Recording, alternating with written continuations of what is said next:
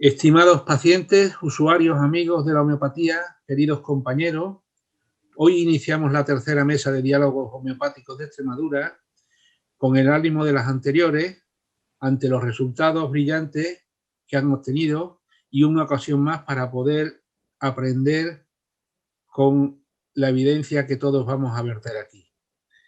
En perfecta unión, una comunicación que nos une y que no es otra que la de dignificar la homeopatía. Seguro que será un éxito. La composición de la mesa de esta mañana es completísima por las personas que intervienen. La doctora Coro Goitia Ispiuza, Natalia Benítez Sánchez, Mar Rodríguez Jimena, el doctor Marqués Harpa, el doctor Luis Chaper Vidal, el doctor Alfred Branch, el licenciado Juan Gilar López, abogado, y como representante de la plataforma estará en esta ocasión Melisa Martín, representante de ATAEX. Hoy estaremos volcando la verdad a través de nuestra energía vital para enseñar lo que llevamos en esencia cada uno dentro de nuestra homeopatía. Vibremos en sintonía con los pacientes, usuarios y amigos de la homeopatía. Sin más dilación, pasamos a visionar un pequeño vídeo de colaboración enviado por mi gran amigo y maestro, el doctor Edgar Godoy de Ecuador, al cual le debo parte de la esencia homeopática que llevo aprendida. Buenas tardes, colegas, amigos, compañeros. Por pedido de José Luis Jiménez, Paco Moyano me ha encargado que les hable unos pequeños minutos para las jornadas de médicos homeópatas de Extremadura. Realmente el tema que quiero aportar hacia la mesa 3 es tan largo que necesitaríamos muchos meses y todo un equipo multidisciplinario para siquiera comprender algo de lo que está en estos temas implicados. Sin embargo, quisiera compartir 2 o 3 ideas básicas que ojalá les puedan servir a ustedes, fundamentalmente tratando de transmitirles la experiencia nuestra en América y sobre todo en Ecuador. La homeopatía ortodoxa que hacemos se fundamenta en los escritos y en la doctrina filosófica y clínica del maestro Samuel Hahnemann. Y a lo largo de estos siglos, esta maravillosa doctrina, esta nueva medicina, esta verdadera medicina que es un legado para la humanidad, se ha ido desarrollando y creciendo en los diferentes niveles que se han ido dando históricamente. Así, a partir del maestro Hahnemann, la homeopatía ha crecido en el mundo entero, beneficiando a millones de pacientes y provocando un cambio radical y revolucionario en los conceptos filosóficos, en los conceptos clínicos y en los conceptos doctrinarios de lo que es la verdadera medicina. Actualmente, estas medicinas ya no necesitan más que la justificación de su propia práctica y de su éxito clínico y doctrinario. Sin embargo, como todo proceso nuevo y revolucionario, estas medicinas están siendo atacadas modernamente o actualmente más en Europa que en América y más en España e Italia por grupos interesados con intereses, aunque redunde la palabra, más bien económicos que científicos o doctrinarios, para tratar de detener aquello que les compromete en sus bolsillos, que es lo que realmente les interesa. Así se financia y se hacen equipos de gente dedicada a destruir la práctica médico-homeopática, que representa un peligro para muchos laboratorios y muchos médicos de la escuela antigua que ven en la homeopatía un peligro para sus intereses más bien personales y económicos que científicos. Por supuesto, ante ello debemos nosotros luchar con nuestras armas y no caer necesariamente en el terreno de ellos. Esto es difícil porque, habiendo estamentos legales, muchas veces debemos y nos toca obligatoriamente defendernos también en aquellas partes donde ellos se desempeñan con criterios particulares para que la homeopatía no sea obstaculizada en su práctica en los diferentes países del mundo. Lo fundamental es nuestra clínica, nuestra práctica, nuestra filosofía y nuestra doctrina. Si nos adherimos a nuestros 8 principios que fueron elaborados por la reunión de escuelas en Huastepec en 1982, si cumplimos los 8 principios, haremos una práctica que no solamente nos permita realizarla de una manera rigurosa, ortodoxa y eficiente, sino que nos permitirá a través de esa práctica validar nuestras conquistas y nuestros éxitos con nuestros pacientes. Por ello, lo más importante y fundamental es que mantengamos la rigurosidad de nuestra filosofía, de nuestra doctrina y de nuestra clínica. La homeopatía, con el concepto triista hahnemanniano de que hay un espíritu dotado de razón que mediante un principio vital es capaz de manejar la salud tanto mental como orgánica en nuestro paciente, de este principio básico debemos nosotros hacer el baluarte de nuestra lucha. Nuestra medicina no es una medicina materialista, ni tampoco es una medicina solamente espiritualista. Es la que hace la síntesis en el ser humano y en el ser vivo en general de los 3 principios aristotélico-platónicos que fueron luego estabilizados por Santo Tomás y reunidos en nuestra práctica homeopática. Solo nuestra práctica nos justifica fundamentalmente. Así, la formación del médico homeopata debe ser rigurosa de 4º nivel, exclusivamente realizada por médicos y por médicos que deben mantener un nivel clínico general de altísimo valor, actualizándose permanentemente, no solo en los estudios homeopáticos, sino en los estudios y desarrollos de la clínica general alopática, para poder poner el primer diagnóstico que nos exige nuestra clínica y nuestra doctrina, el diagnóstico nosológico.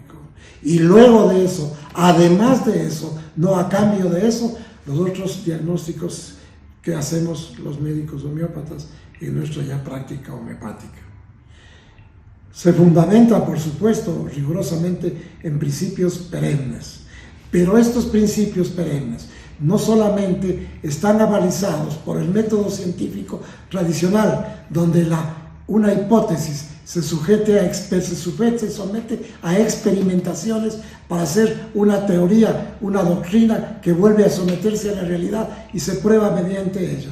Eso es el método clásico, el método de investigación clásico, al cual Hahnemann se adelanta antes que Claude Bernard y lo cumple rigurosamente en la experimentación pura y en la elaboración de la clínica y de su clínica y su doctrina, y en la elaboración de los remedios homeopáticos que siendo antiguamente un enigma, ahora se explican y se justifican por la mecánica cuántica, por la teoría de la relatividad de Einstein, por las teorías modernas del caos y la complejidad.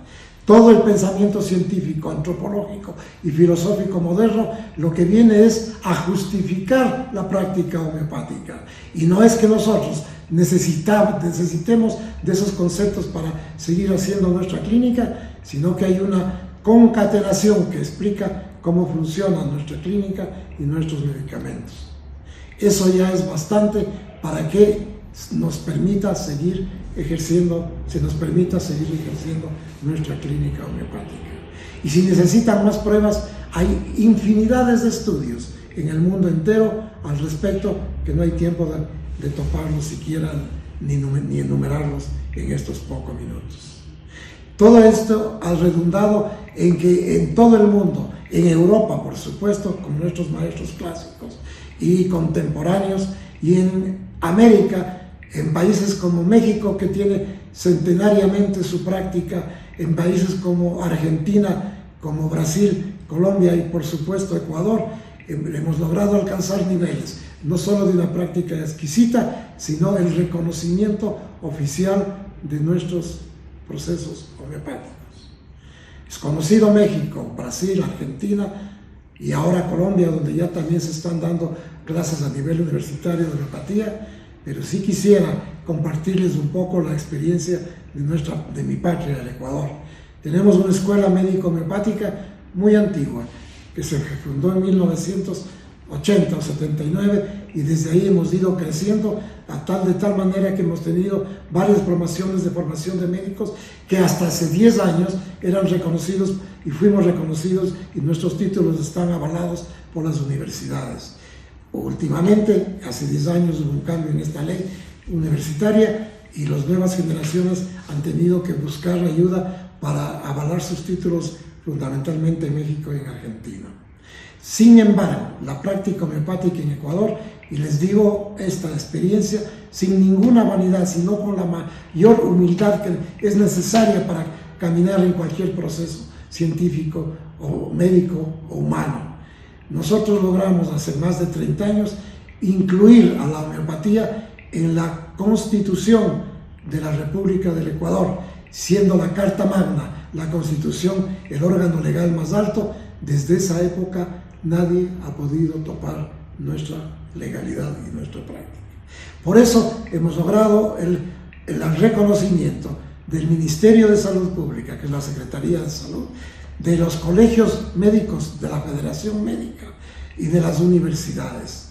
Y no solamente a nivel nacional, sino que pudimos expandirnos, llevando los conceptos del Ecuador hacia el Organismo Andino de Salud y hacia la Organización de Salud de Sudamérica, UNASUR.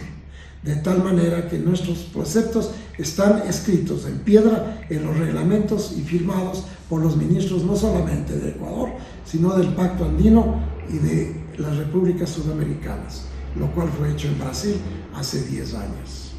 Tenemos, por lo tanto, un estamento legal y sin embargo todavía tenemos opositores, pero hemos tenido la ventaja de que la práctica homeopática en el Ecuador fue usada, ha servido para muchísimas autoridades, casi todos los presidentes, muchísimos políticos de alto nivel de la Asamblea, todos los elementos de la cultura, del arte, de la literatura, de la pintura, son y han sido pacientes nuestros. Esto nos ha dado la oportunidad de consolidar nuestra lucha. Y aquí sí quiero hacer hincapié que muchas veces no basta, aunque sea lo fundamental, la práctica y la lucha académica, la lucha filosófica, antropológica que se hace, sino que también es necesaria un condicionamiento, una lucha política. Desgraciadamente, la política es también necesaria para la consecución de metas. Política entendiendo en el buen sentido de la política, que es la actividad más noble del ser humano, diría Platón y Aristóteles. En ese campo político, los médicos homeópatas hemos ocupado en conjunto con los alópatas, y siendo ellos y sus familias nuestros pacientes que nos respetan y nos refieren a sus propios enfermos, hemos podido compartir con ellos los niveles más altos de liderazgo médico a nivel del país y de América Latina. Hemos sido representantes nosotros con ellos en las federaciones médicas, en los colegios de honor de los colegios médicos, en los colegios médicos provinciales, en el Ministerio de Salud. Hemos sido asesores incluso del Ministerio de Salud Pública y nos hemos sentado alguna vez representando al Ecuador en la Organización Panamericana de la Salud en Washington. Esto ha permitido que en el Ecuador la homeopatía sea respetada, buscada, aceptada, no solamente por los innumerables pacientes a quienes atendemos, sino también por los colegas alópatas y por las autoridades del país en los diferentes campos. Esto es importante para que podamos comprender que muchas veces la lucha contra el adversario, se dice que si no puedes vencer a tu adversario, únete a él, pero únete a él de la manera más ética, deontológicamente válida y adecuada, para que los esfuerzos que también los médicos hacen, que vienen desde Hipócrates, se sumen a los esfuerzos de los homeópatas, porque todo médico de cualquier especialidad que haya, si es ético y deontológicamente adecuado, buscamos los mismos principios, que es el beneficio de nuestros pacientes, el beneficio de la salud pública y de la salud privada. Y nosotros, los homeópatas, además, creemos que sobre todo eso debemos alcanzar el desideratum que nos pide el maestro Hahnemann, que es permitirle a nuestro paciente, superando lo miasmático, alcanzar los altos fines de su existencia, que es la realización plena de cada ser humano. Ojalá que podamos nosotros compartir con ustedes nuestra lucha, compañeros españoles, y cuenten con nosotros y los ecuatorianos, y me tomo el nombre de los latinoamericanos, para que podamos acompañarles en esta lucha tan dura que se les presenta y que significa no solamente la estabilidad de ustedes como médicos, de sus pacientes, sino de la medicina en Europa y en el mundo entero. Muchas gracias. Pues después de este importante mensaje que nos manda Edgar Godoy, paso la palabra a continuación a la doctora María Luisa Ramos Recife, compañera en esta aventura conmigo, que es vocal de la Asamblea ATAES y es vocal de la AMA-EX de Extremadura, Andalucía, para que modere dignamente la mesa que tenemos delante. María Luisa, tu palabra. Gracias, José Luis. No me canso nunca de darte las gracias por ser pionero en la formación de esta jornada. Bueno, pues estoy encantada de poder presentar esta jornada en primer lugar a la doctora Coro Goitia Ispizua. Es médica homeópata, presidenta de la Asociación Vasco-Navarra de Médicos Homeópatas, Vitoria-Gasteiz, Álava. No nos conocemos personalmente, es verdad, pero tenemos en común parte de la formación de la homeopatía de México y personas que han recibido esta formación contigo siempre me hablan de ti como una persona como muy, aparte de tu inteligencia y todo esto, ¿no? Muy disponible para todos los demás. Entonces estamos encantados de escucharte en el tema de, nos gustaría que nos hicieras un resumen de los fundamentos de la homeopatía. Gracias. ¿Se me escucha bien? Sí, se me oye bien. Vale. Sí, voy a hablar un poquito sobre los fundamentos de la homeopatía. Acaba de decir el doctor Edgar que son 8 y bueno, voy a intentar explicar brevemente y bueno, lo más claro que pueda un poco estos principios. La homeopatía es una terapia no convencional reconocida como tal por la legislación española. Es un tratamiento natural en la medida que contribuye a la salud del paciente respetando su organismo. ¿Y cómo lo hace?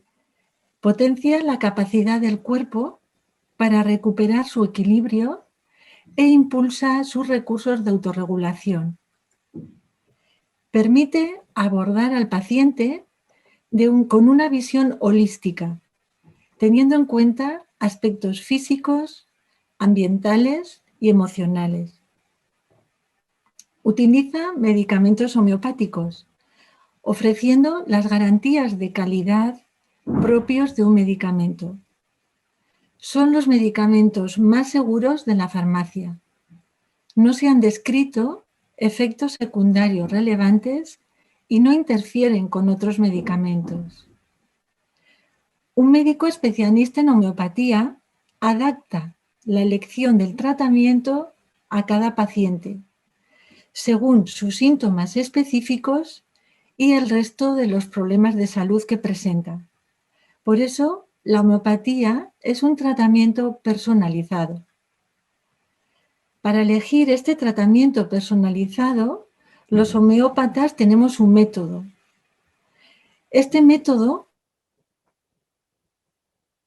es un conjunto de procedimientos lo más racionales y conformes a la experiencia, que sirven para adquirir el conocimiento de los medios curativos que utilizamos y su aplicación en el tratamiento de las enfermedades. El método homeopático es el resultado de un largo trabajo de Hahnemann a lo largo de 53 años de su vida, que se construyó sobre la observación y la experimentación. El proceso de conformación de este método fue muy largo y Hahnemann utilizó una metodología experimental, como acaba de comentar el doctor Edgar, adelantándose en el tiempo, y esta metodología está basada en investigación bibliográfica, la formulación de hipótesis, en nuestro caso, la hipótesis del principio de similitud, la experimentación de las sustancias en personas sanas y la aplicación práctica de los resultados. El primer paso del método fue la experimentación de las sustancias con potencial curativo en las personas sanas para comprobar sus efectos y a partir de ellos conocer los síntomas que podían curar estas sustancias, estos medicamentos en las personas enfermas. Este procedimiento se llama patogenesia. Es el fundamento metodológico de esta terapéutica y el medio para conocer la capacidad curativa de las sustancias que utilizamos. Los fundamentos más importantes de la homeopatía están contenidos en uno de los textos más conocidos de Hahnemann, el Órganon del arte de curar. Podemos enunciar los principios de la homeopatía, los siguientes principios. Dinamismo o fuerza vital. Fuerza curativa existente en los organismos. Principio de similitud. Individualidad morbosa o individualidad en la forma de enfermar. Individualidad medicamentosa. Dosis mínima y, por último, enfermedad crónica. Voy a comentar un poquito cada principio. Dinamismo o fuerza vital. Es uno de los pilares de la medicina homeopática. La fuerza vital está presente en todo ser vivo, en todas las formas de vida. Al ser una energía, es dinámica e impregna cada parte del organismo. La fuerza vital en salud mantiene la actividad del organismo en armonía, mantiene el estado de sensibilidad y actividad necesarias para la conservación del ser vivo. La enfermedad, según Hahnemann, es un desorden de esta fuerza vital y tanto la salud como la enfermedad, desde una concepción homeopática, son dinámicas. Dependen del equilibrio o desequilibrio de esta fuerza vital. La fuerza curativa de la naturaleza, que en la terminología que utilizaba Hahnemann era el vis medicatrix natura. Esta fuerza está íntimamente relacionada con el dinamismo, porque es la energía, es ese principio que hace referencia a la tendencia de la energía vital que tenemos todos los seres vivos hacia el equilibrio de las sensaciones y de las funciones del organismo, hacia la salud, hacia curarnos. Es esta fuerza curativa precisamente la que estimulan los medicamentos homeopáticos, cuando decimos que potencian la capacidad curativa del cuerpo, la capacidad que tiene el cuerpo para recuperar el equilibrio y que impulsan los recursos de la autorregulación. El principio de similitud. Hahnemann se preguntaba qué relación debía existir entre la enfermedad del paciente y el medicamento que podía curarle. El que estaba con esta pregunta, allí por 1790, traduciendo la materia médica de Cullen, se encontró con la afirmación de que la quina o cinchona era un excelente tratamiento para la malaria debido a sus propiedades astringentes. Decidió probar la quina y comenzó a tomarla 2 veces al día. Empezó a sentir los síntomas de la malaria.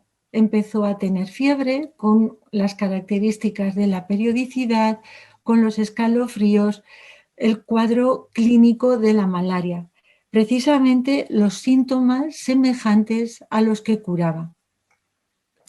La experimentación repetida en sí mismo de diferentes sustancias y en personas próximas a él le llevó a la hipótesis y a anunciar el principio de semejanza.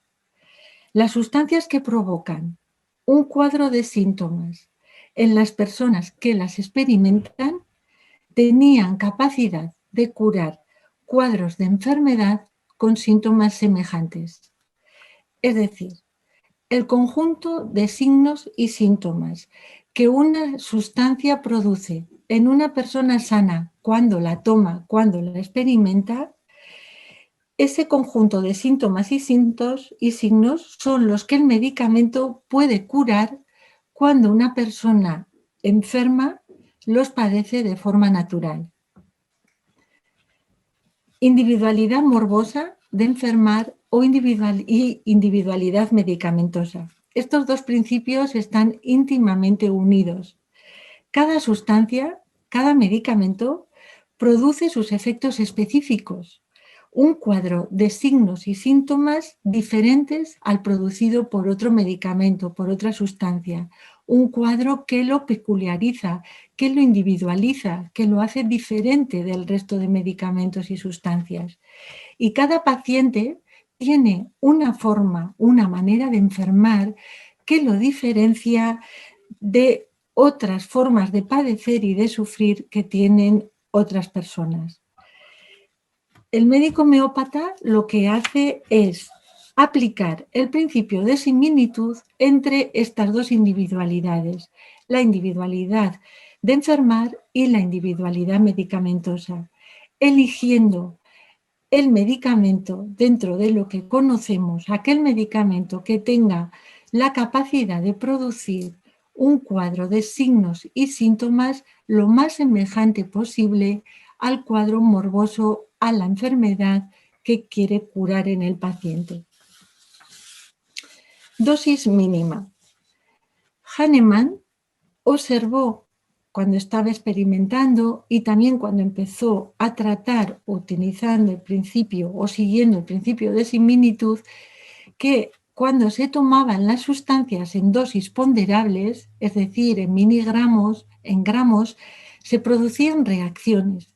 Y estas reacciones iban desde molestias hasta manifestaciones ya más importantes y tóxicas, por lo que disminuyó progresivamente las cantidades, tratando de encontrar la dosis mínima necesaria para producir la reacción curativa, evitando la toxicidad. En este proceso observó que cuanto más diluía y agitaba los medicamentos, tenían mayor efecto terapéutico y menor efecto tóxico. Para terminar, comentar un poco sobre el último principio, que son las enfermedades crónicas. Continuando con las observaciones de Hahnemann, tras muchos años de experiencia con el método homeopático, él veía que con frecuencia fracasaba, aunque elegía el medicamento homeopático siguiendo el principio de similitud. Estos fracasos consistían en que la mejoría duraba poco tiempo y las recaídas eran frecuentes. Se dio cuenta que había enfermedades de diferente naturaleza y en su órgano ya hace una clasificación de las enfermedades y habla de enfermedades agudas y enfermedades crónicas. ¿Qué caracteriza a las enfermedades agudas? Las enfermedades agudas son las que tienen un inicio y un fin claramente definidos y son de corta duración. Terminan con la curación del paciente o con la muerte. Por ejemplo, un cuadro febril. Una persona tiene 38 grados de fiebre, está postrada en el sofá porque no puede estar acostada en la cama porque la nota demasiado dura. Durante la noche ha probado diferentes camas en su domicilio y en todas tiene la sensación de que son demasiado duras. Dice que se encuentra bien. La vemos con la cara congestionada, la cara roja, la cabeza caliente, se queja de dolor como si le hubieran dado una paliza en las extremidades, y si nos acercamos a explorarla no quiere que se acerque ni los familiares ni el médico a explorarla, pero insiste en que está bien. Este cuadro curó de manera rápida con árnica 30CH. En este cuadro podemos ver las características que individualizan a la árnica como medicamento.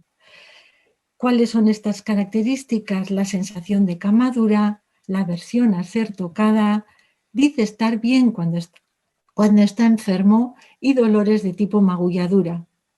Aquí el medicamento árnica, cuya individualidad tiene este cuadro de síntomas, lo utilizamos buscando la similitud con el cuadro del paciente que ha enfermado con esta forma peculiar de enfermar. En las enfermedades agudas, la mejoría será rápida si la fuerza vital de la persona enferma lo permite y el medicamento está bien indicado. Pero diferente es el caso de las enfermedades crónicas. Las enfermedades crónicas empiezan de una forma leve, apenas perceptible, y evolucionan a lo largo del tiempo, alejando cada vez más al organismo del estado de salud. Nunca desaparecen por sí solas y van destruyendo poco a poco al organismo. Tienen un carácter progresivo. Pueden aparecer con periodicidad, periódicamente, o pueden aparecer tras periodos de latencia en que parece que han desaparecido, pero por efecto de alguna razón interna o externa que actúa como desencadenante, vuelven a salir de ese estado de latencia. La curación en las enfermedades crónicas no suele ser rápida debido a la propia naturaleza de estas enfermedades. Suelen ser a menudo el primer motivo de consulta o la razón por la que los pacientes se acercan por primera vez a una consulta de un médico homeópata.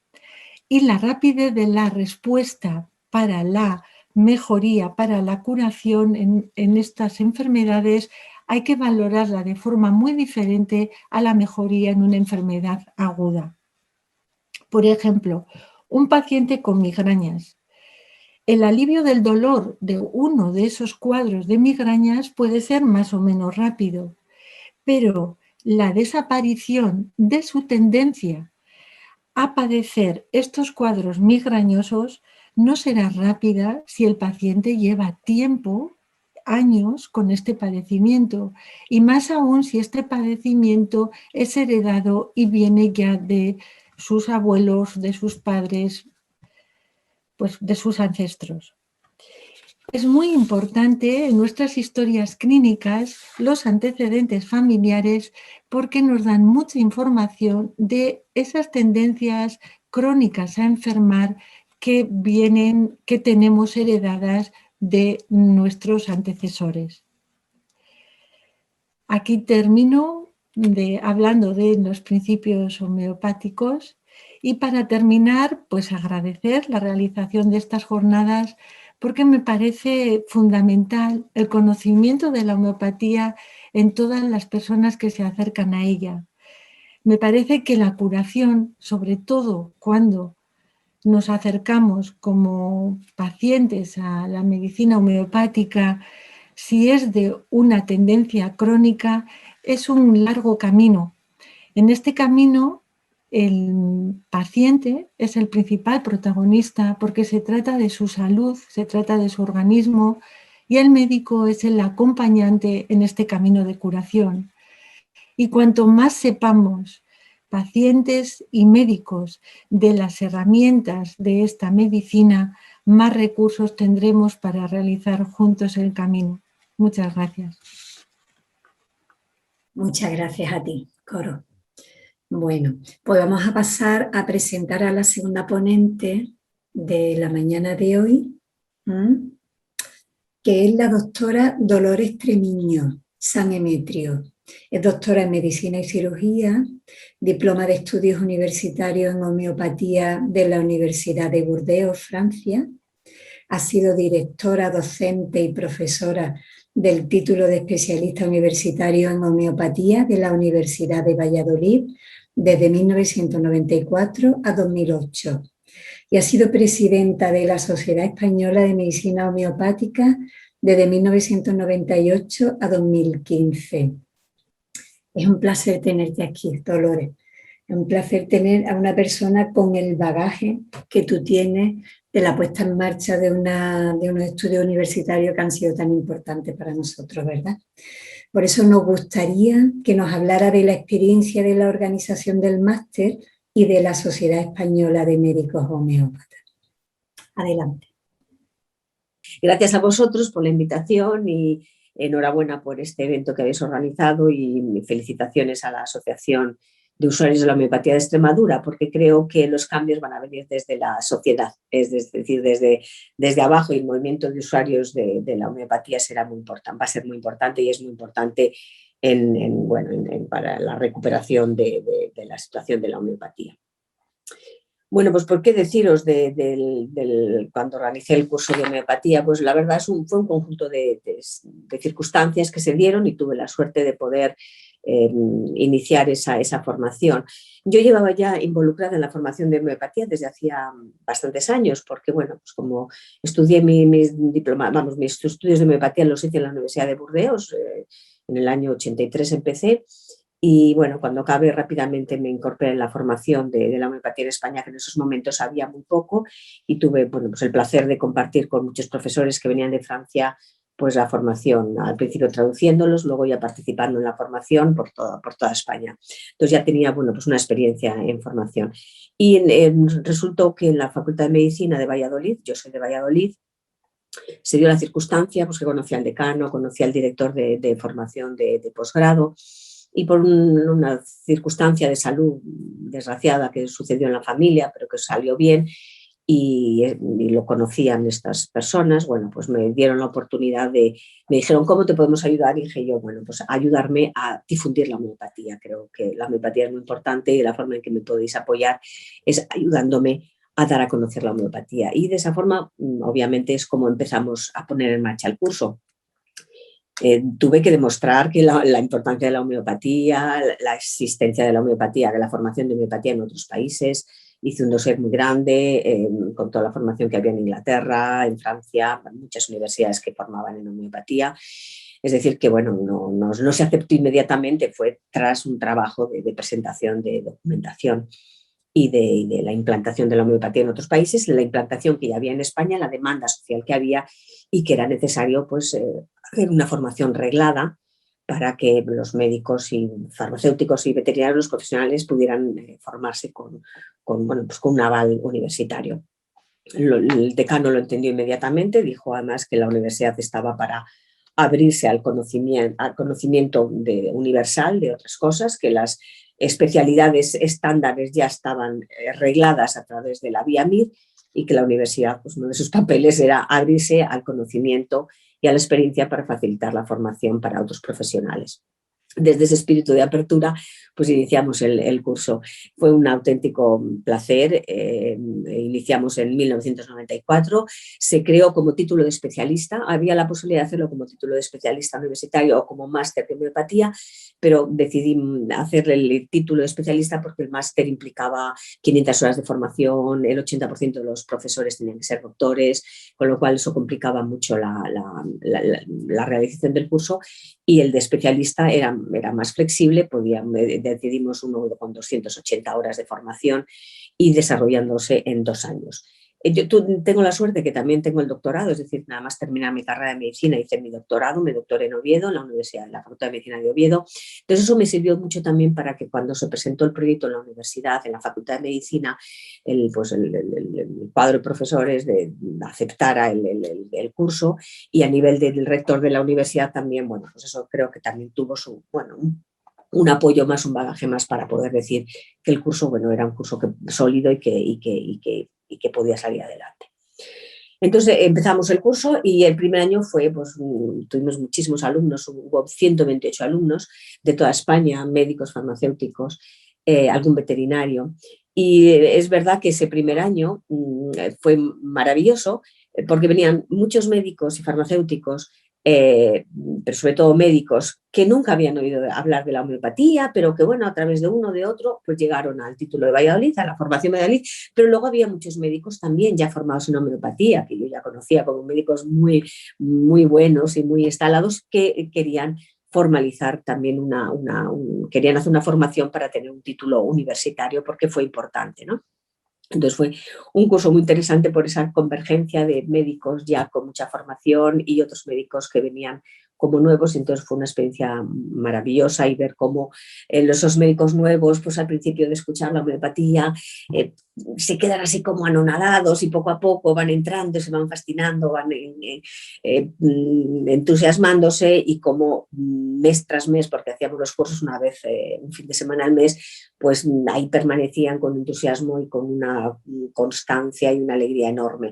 Y de hecho me hacía gracia porque el director de formación de ese momento me decía, pero ¿cómo aguanta la gente aquí un sábado y un domingo metido 8 horas y el domingo 4 horas? Pero no os canséis, digo, no, está todo el mundo entusiasmado, porque es verdad que todos lo sabemos cuando hemos empezado a formarnos en homeopatía, pues realmente te entusiasmas, recuperas una ilusión enorme por tu profesión y es una oportunidad enorme de formarte y te entusiasma. Y así, bueno, pues pudimos renovar 7 veces, o sea, 7 promociones hicimos de 2 años de duración, con lo cual durante 14 años estuvo el título en Valladolid. Quiero decir, cuando nosotros empezamos, la Universidad de Murcia llevaba 1 año con un título de especialista, o sea, no fue uno de los primeros, la Universidad de Murcia ya había empezado 1 año y eso me sirvió también cuando presenté el dossier, es decir, ya hay otra universidad en España que también ha iniciado un título de especialista. Porque es verdad que a medida que se iban sumando las universidades, cada vez era más fácil que otras aceptaran también. Y bueno, ya terminamos en el 2008 por 2 motivos. En esos 14 años obviamente se fueron sucediendo diferentes decanos, nunca hubo problemas, sí que había algún grupito muy pequeño en el claustro de la universidad, que de la facultad, que a veces ponían pegas, pero nunca llegó a nada porque la gran mayoría del claustro estaba a favor del curso por respeto, por dar oportunidad a los médicos a otra formación, pero luego ya llegó pues, un momento en el que ese grupo empezó a tener más peso y llegó un decano pues, que no tuvo como ganas ya de pelear y convencer a ese pequeño grupo menos convencido. Y entonces llegó un momento en que ya en el 2008 pues, fue la última promoción que hicimos.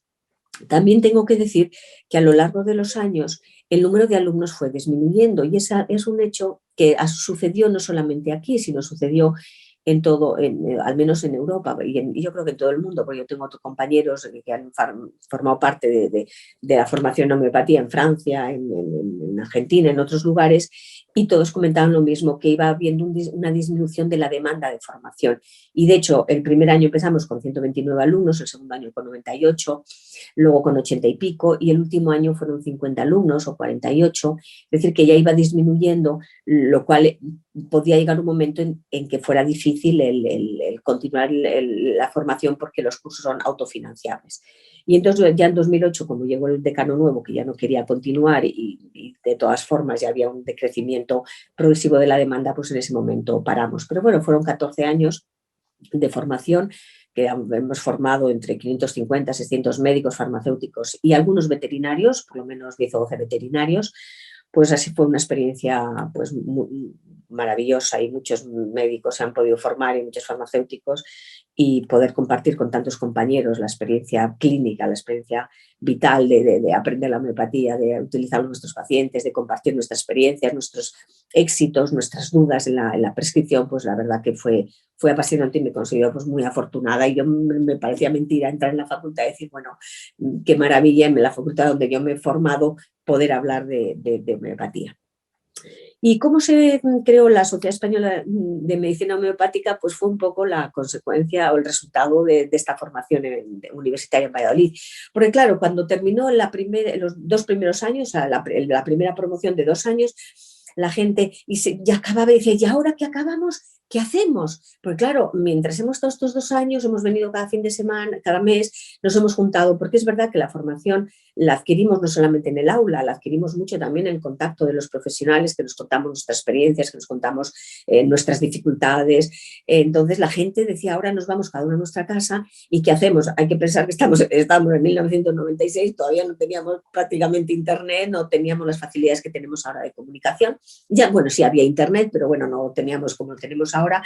Y entonces en la segunda promoción, cuando fue acabándolas en el segundo año de la segunda promoción, la gente empezó a decir, tenemos que hacer algo, hay que hacer algo, no podemos cada uno irnos a casa y quedarnos aislados. Entonces es cuando surgió la idea entre varios compañeros de crear la Sociedad Española de Medicina Homeopática. Yo en ese momento también me pareció muy oportuno porque ya en ese momento sí que ya teníamos la posibilidad de comunicarnos por correos electrónicos para tener un contacto más fácil que hacía 8 o 9 años anterior, que era muy difícil el mantenimiento de las sociedades porque era difícil reunirte con relativa frecuencia. Entonces, bueno, pues fue por iniciativa de un grupo de estudiantes del título de especialista que pusimos en marcha y bueno, pues decidieron que fuera yo la presidenta de la sociedad y bueno, lo puse yo todo en marcha y fui presidenta pues hasta hace 4 o 5 años en que ya, bueno, tomó relevo el doctor Sacristán, que está haciendo una labor extraordinaria.